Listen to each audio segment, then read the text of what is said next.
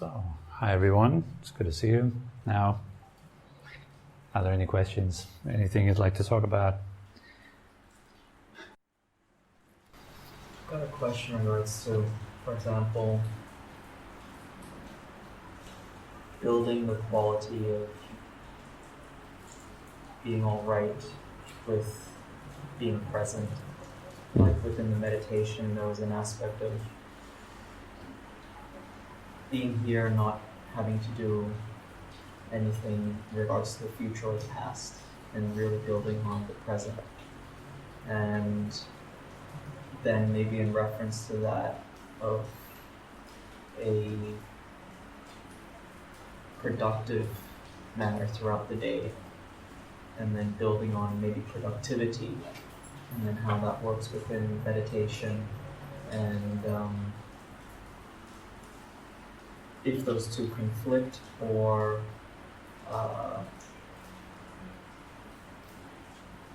for example, stilling the mind, does that then not also dull the mind, or does that give energy to the mind? Does giving energy to the mind not mean building it with willpower as well? Maybe a differentiation between that.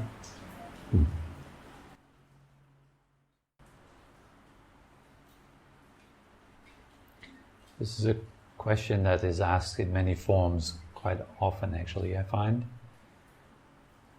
I've had times when I was teaching very heavily to just be and to explore presence fully and to just go into that kind of almost like an idling mode of the mind. There's nothing to do, nothing to achieve, nothing to build. Inviting people to just explore this kind of state a little bit. Because usually we spend most of the time in our waking life in the opposite mode. Chasing, trying, like there's this constant restlessness which is based on this idea of I'm kind of not there yet, but hopefully I'll be there soon. Whatever that there might be. So in meditation I would invite people to just really explore this. The fact that you are already here. Just as a little mind blow kind of thing. You're already here, you know, we forget that, right? We tend to forget the fact, oh, I've just arrived, and we sacrifice that feeling very often for the feeling of, I'm getting there, or I hope I'll be there soon. It's that proverbial donkey chasing the carrot, pulling the cart behind it. So this is an invitation for the donkey to stop. Let's see what happens. And then I've had times where I was encouraging people to go, now is such a time actually, encouraging you to develop very strong willpower, going into the aspect of cultivating strongly, building qualities, like not just waiting for kindness to somehow arrive, but summoning it. Not just waiting for patience to come, but summoning it. You know, whatever quality it is that you want to feel and to embody, you have to embody it. The more you embody it, the better you become at it. So that's the aspect of building something. Right? If you want to feel something in your life, let's say happiness, then the direct cause of that is what? Is happiness. And we all know what that's like, happiness. At least to some extent. Maybe we don't know the highest possible forms. But we do know some form of happiness. So we engage it. We summon it, we build it, we let it become stronger. We make it a habit. Until it builds a critical mass and eventually starts to become automated. So there's these two kind of facets of the path. On one hand, you're invited to come and look. And on the other hand, you're invited to support that coming and looking by building a vessel which is able to come and look. for which it is easy to come and see. But essentially, yes, we can say that both of these facets are equally important. They're both needed. And I would encourage every practitioner to explore both of these facets. And that's what we did in today's meditation, in the guided meditation. So we had that phase where I just let you explore how that's like to just sit here and do nothing. And to let that restless mind unwind a little bit. Like as I said, the glass of water that's filled with mud, if you stir it up, then it's always unclear. If you just put it down and you just let it sit for a while, the mud will settle and the water will reveal its clarity. Same thing happens for the mind, for the body, for everything. That's why we learn to sit still. We don't stir up the mud by moving the body. We don't stir up the mud by moving the mind. And you move the mind via wanting or not wanting. That is what instigates movement in the mind.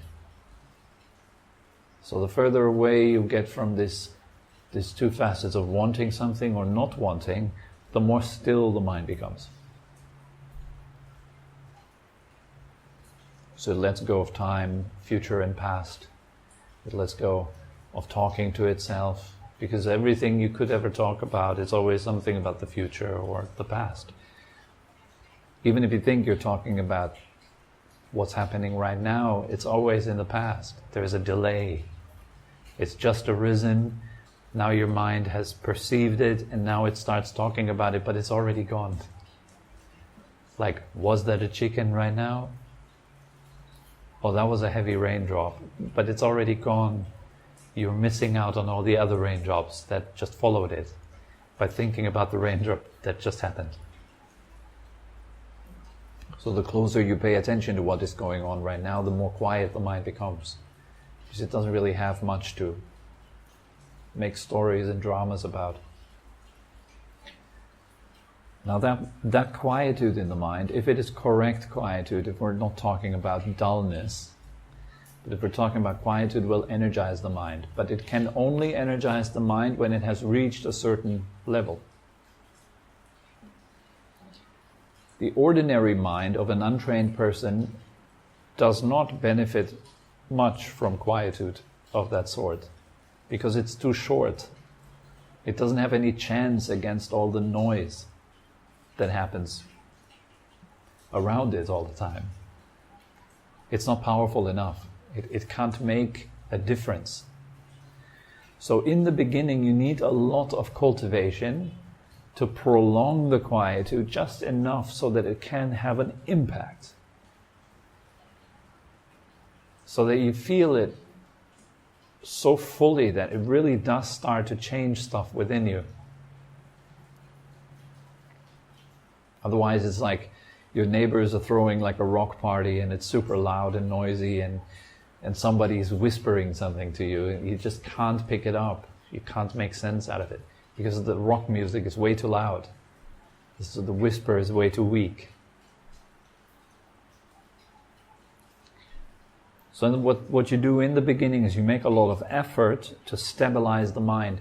For many people that appears like, oh, that doesn't seem like meditation. Meditation seems to be this whole relaxing wellness kind of thing. And you sit down and you just kind of float away into imaginary worlds. But that's not what it is. So we're talking about really training the mind, making it useful, as I said in the guided meditation just now. When you are able to control your mind, and your mind starts to follow your command, it becomes useful. It becomes a tool that you can put to use. So for example, if you want to rest at night, you put your mind to rest, and your mind just follows. It goes, yes sir, and it goes to sleep. Instead of thinking about all the possible scenarios of what's going on in your business life, in your private life, tomorrow, yesterday, and in a month, and whatnot. And you can't sleep because it's just rotating at 100 miles an hour. So the mind is totally out of control. You can't even sleep anymore because your mind which should be under your control somehow, right? It's a great tool. Because your mind is on autopilot and it messes up our life. That's the danger with it. Such an out-of-control mind reacts to situations in daily life. It makes decisions. It plans. And then, of course, once you see that, you see, wow, no wonder why the world is in such a messy state, because it's full of minds of that kind of caliber, without any quality. These minds are not tame. They're useless. If you want to use a harsh word. First step really is confronting that. You need to head on, you need to confront that. Wow, the thing that runs the show, my mind, is totally useless, actually. It's a bit of a hard wake-up call. Because we usually want to think of ourselves as being very intelligent, very clever, very, I don't know, whatever, We don't want to see our flaws. Well, that's really important. You need to see that. And this is a major flaw. An unruly mind. So that, think about it, we can't even sleep because that thing that is most private to us, the thing we call I, doesn't let us sleep. It's absurd. That should not be the case, right? So we need to train that mind. And in the beginning, that training is a lot of effort involved. The Tibetans have this beautiful painting of the path to samatha, or like a calm mind. It is like this winding path that moves up a hill. And you have different stages on that path. And the first stage is a monk that runs after a monkey and an elephant. And both the monkey and the elephant are black in color. And they run far ahead, and the monk is running behind them with the noose to catch the elephant, and one of these elephant hooks, right? They have in India to pull the elephant. And so obviously the monk has no grasp over his mind. I don't really remember exactly what the elephant stands for and what the monkey stands for, so I want to kind of just guess around now. But there are two aspects of the mind. I think it's like attention or something like that, yeah? The mind and attention. You study it up, you can see. It's a very nice picture to kind of have a look at and to understand. In the beginning, there's a lot of effort that's required. The effort in that picture is depicted by the fire at the roadside. In the beginning, there's a whole lot of fire. Later on, the fire is extinguished. There's no more effort required. The meditation just pulls you deeper. But in the beginning, you need to catch your mind. And it will run away from you all the time. I have this theory about that. I think, why would the mind run away, right? If you were nice to hang out with, the mind wouldn't need to run away. That's why we need kindness. That's why there's a smile in the beginning. You want to get a warm atmosphere, an atmosphere where your mind feels comfortable to rest, and not an atmosphere where the mind feels threatened by you pushing it around too much. So there must be balance. Some people think, okay, the beginning is all about effort, so I must make effort. And then they smash it. They really make effort. And they break things with it. Because it's too much effort. It's over-the-top effort. This is not... Most people don't need to worry about that one, really. If, at all, we make too little effort in that regard. We make a whole lot of effort with other things which are quite unwholesome and create a whole lot of trouble for us later, but not really with mind training. So we want to up the effort with mind training and make sure that there is some balance.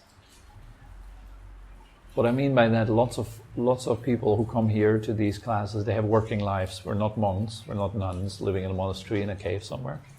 Where our only duty is to just concentrate the mind and only practice. But we have a whole lot of stressors in our life already. Our work might be stressful, our relationships on top of that might be stressful. There's a whole lot of stuff going on that is already stressful. So your meditation on top of that, you must be aware that it's not stressful too. And you think, I should do my meditation. That is stress. Your meditation should be something that you look forward to. It should be a nice moment of your day. Think of it like that. So you come home from work and you're looking forward to it.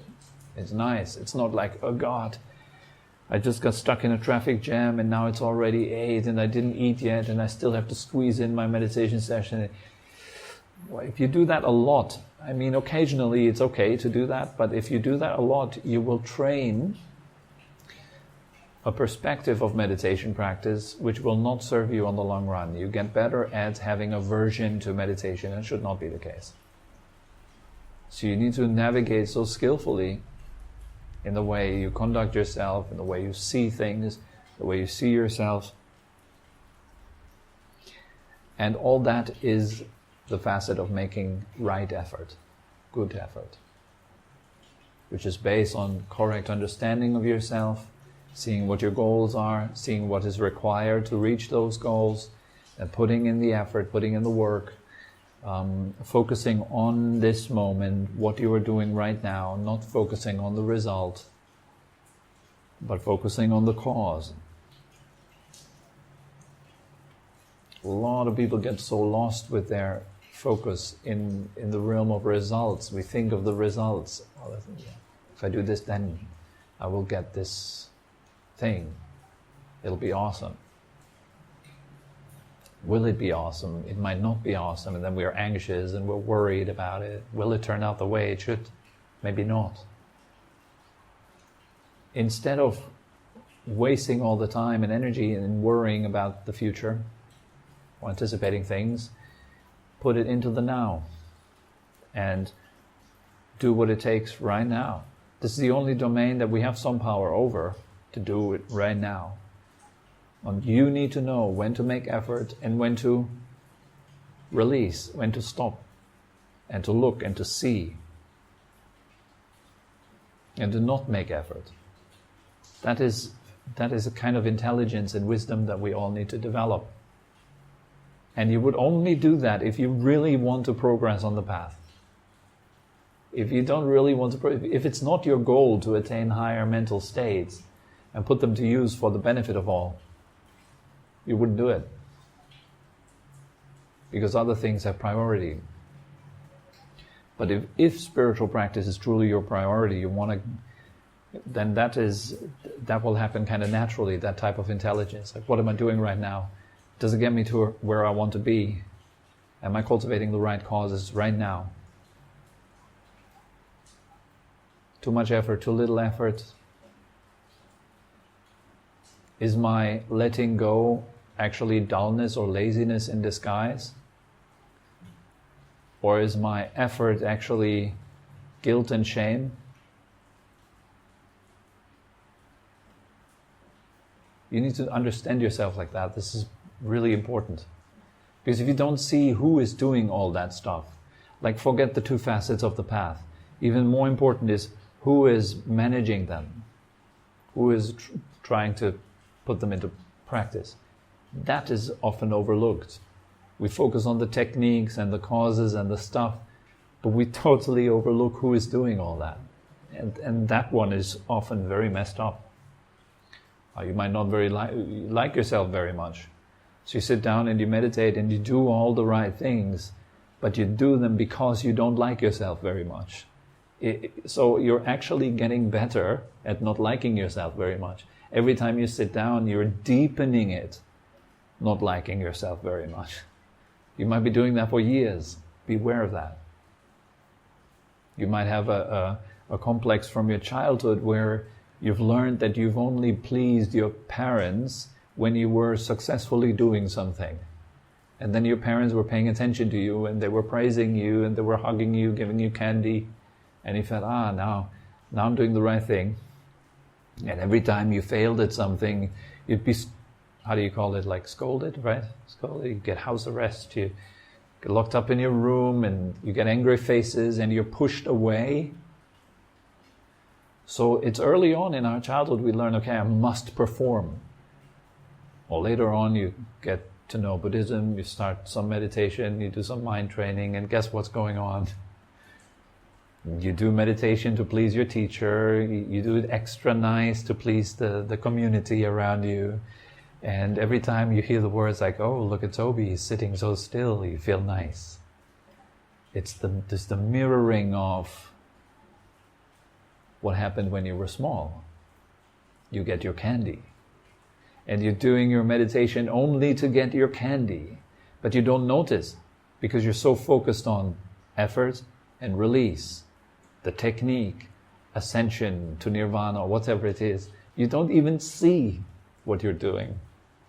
So it's tricky. You need to you need to evaluate yourself. You need to look. And usually I think that's what's taking people so long when they practice meditation. Usually it's a quick path. If you were a completely integrated personality, you're not a messed up person, it wouldn't take you any time. You'd very quickly attain the results because you're well aligned. It's not your emotional part pulls you to the right side, your mental part pulls you to the left side, your physical part pulls you up or down, and everything is somehow split up and messy. But everything is aligned. These people, they are like tanks. They just roll forward. They just go and get it. This is, however, very rare. Most of us are very weird and messy. In our psychology, in our emotional life, in our physical endeavors, is very messy to be a human being. So navigating the mess skillfully, that's what's important. You would start doing that if you're seriously interested in genuine happiness and in uplifting the mind. You would naturally do it. But every time you bang your head against the wall, you would question yourself, what on God's earth am I doing here? What am I doing that for? Do I have to keep doing that? Can I stop doing that? And eventually you can wake up and stop. And you will suddenly turn around and you will see this is a world of people banging their heads against the wall, hoping that it will make them happy someday. And it's a big shock. That's when you feel true compassion. And it's not a made-up kind of compassion. You really feel, oh my God, it's a pity. It's so unnecessary.